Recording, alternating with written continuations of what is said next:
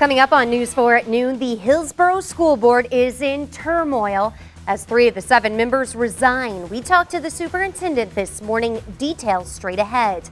Another child shot in the city of St. Louis. This time, it's a 5-month-old. We are checking with police for the latest information.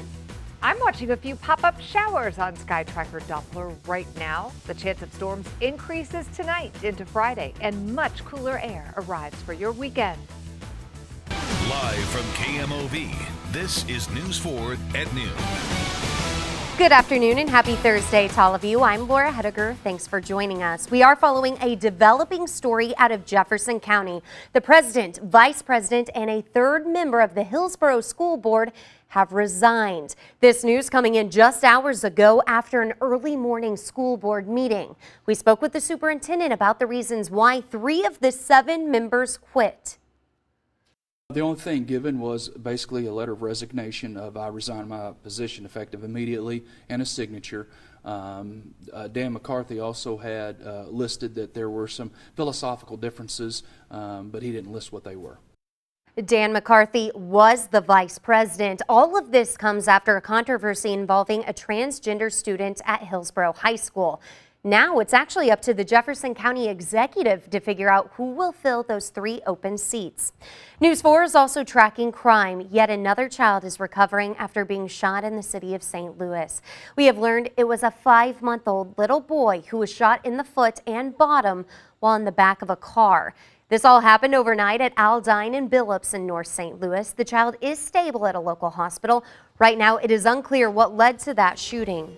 We are working to learn more about a homicide investigation in North St. Louis. A man was found shot to death around 7:30 last night at Riverview and Broadway. That's all the information police have given us at this time. We are also tracking another homicide investigation in the Metro East. We know the major case squad has been activated. Officers from 20 different departments are investigating the death of Mitchell Coleman. The 44-year-old was found dead inside his truck yesterday in Madison, Illinois. Police tell us he had several gunshot wounds. And we are checking with police about another shooting in the Metro East. Police are only saying they found a man suffering from a gunshot wound on North 54th Street in Washington Park. It's actually a residential area with several businesses surrounding it. And today, someone who has felt the effects of gun violence firsthand will lead a national push for change. The father of Roanoke, Virginia reporter Allison Parker is calling for a day of action. He will be on Capitol Hill demanding change from Congress. At the same time, groups here in St. Louis say they will be doing their part as well. Supporters who want to end gun violence will gather in Kirkwood tonight at the United Church of Christ on Doherty Ferry. If you would like to attend, that meeting begins at 7 o'clock. The point is to ask lawmakers to strengthen gun laws. News 4 continues our commitment to working with the community, looking for ways to curb the violence that's ravaging the St. Louis region. Somebody that's in your neighborhood, they're older than you, you look up to them if they're selling drugs and gangbanging. If you don't know anything else, then you'll generally end up doing the same thing. Once you have those programs in school, it kind of makes you not want to be involved in all that. Ferguson parents say their kids need more after-school programs. Well, a man who lives in that community says he has an action plan inspired from last year's unrest. Our Andre Hepkins will tell you about it tonight on News 4 at 6 o'clock. Who should pay for the arch ground renovations? That is the question that will hopefully be hammered out today. This after a big disagreement bubbled up between the National Park Service and the group controlling funds for the project. The service wants Great Rivers Greenway to cover a $365,000 payment. A majority of the cash is to pay for park rangers. Problem is, there was never a signed agreement detailing how to pay for those costs. A famous downtown St. Louis hotel is open after years of sitting empty. The former Lenox Hotel reopened as a Courtyard Marriott on Washington Avenue.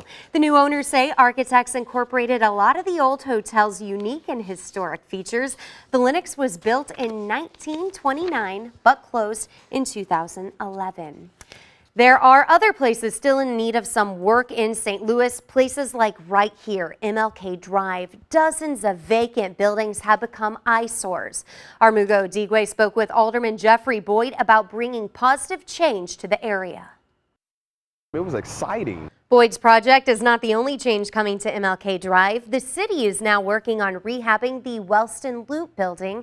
Work on that project begins next month. Happening today, we are expecting to learn more about a new project along the Mississippi riverfront. This one is in Jefferson County. The Delta Queen Steamboat Company says they will bring a big revenue boost for the area. We are working to learn more about this project. The Delta Queen Steamboat was actually built in 1924. It's been in Louisiana since April for renovations. Time now to talk weather. Meteorologist Megan Danahay, you just told me that a couple of storms have popped up. They're actually showers. Don't have lightning okay, just good. yet. Hey, but you know what? They could produce a little bit of lightning in just minutes. Yeah, I'm looking forward to that weekend. Thank you very much, Megan. Still ahead on News 4 at noon, a daytime TV exclusive from Dr. Phil on the Bill Cosby assault allegations. We'll have a preview of the interview you will not want to miss. That is ahead in just 6 minutes. And the battle over the budget in Illinois has now hit the lottery. Now the whole thing is heading to court. That story's coming up right after the break. And we are looking west down Market Street from our First Cloverleaf Bank Eye on St. Louis camera on this Thursday. It still looks pretty sunny in downtown St. Louis. Stay with us. News 4 at noon. We'll be right back. News 4 continues to track the budget crisis in Illinois. The comptroller is warning about the state's unpaid bills. As News 4 has told you, the state has been operating without a budget since July 1st. Right now, the state has a backlog of $5.5 billion in unpaid bills. But the comptroller warns that could jump to $8.5 billion by December. And a consequence of no budget means the state is no longer paying out lottery jackpots. Now, 2 lottery winners are suing because of it. The suit asks a judge to stop lottery ticket sales until the state pays the more than $288 million it owes to winners. The comptroller says without a state budget, she cannot write checks over $25,000 and payments would be delayed. They've known since July 1st that they are not going to pay, and that's a fraud. Rather than filing a court order, perhaps they should call their legislature and ask them to work on getting a budget in place. Officials say those winners will eventually be paid, but the lawsuit aims to collect interest on the winnings, which would put Illinois in even more debt. Check out this video. Man, water spraying high into the air. Still ahead on News 4, we'll let you know what caused this and why a man is behind bars. But first, let's take a look at the fun fact. In what year did the first Waffle House restaurant open? The answer is coming up a little later, only on News 4 at noon. This afternoon on Dr. Phil, a daytime television exclusive. Dr. Phil delves into the assault allegations against comedian Bill Cosby. 24-year-old Chloe Goins will speak today. She's the first woman to come forward with allegations that could fall within the statute of limitations. The victim really Goins says she was 18 when she met Cosby at the Playboy Mansion. She alleges he drugged her and assaulted her there. Goins shares what she says happened that night and what inspired her to come forward. That's this afternoon on Dr. Phil. You can watch it right here on News 4 at 3 o'clock. And don't forget, starting next week, right after Dr. Phil, you can catch News 4 at 4 o'clock. We are following a developing story out of Phoenix. Drivers on edge after a string of freeway shootings. A truck's passenger side window shattered yesterday by gunshots. That now brings a total of 10 shootings in 11 days. All been along a busy stretch of Interstate 10 in downtown Phoenix. There's only been 1 injury. As of now, no suspects are in custody. And take a look at this. It took water crews nearly an hour to turn off the water to this sheared off fire hydrant. This is in Silver Lake, California, which is a suburb of LA. Police found the driver of a car that took out the hydrant and arrested him on suspicion of driving under the influence. Record-breaking rainfall triggers just massive flooding in Japan.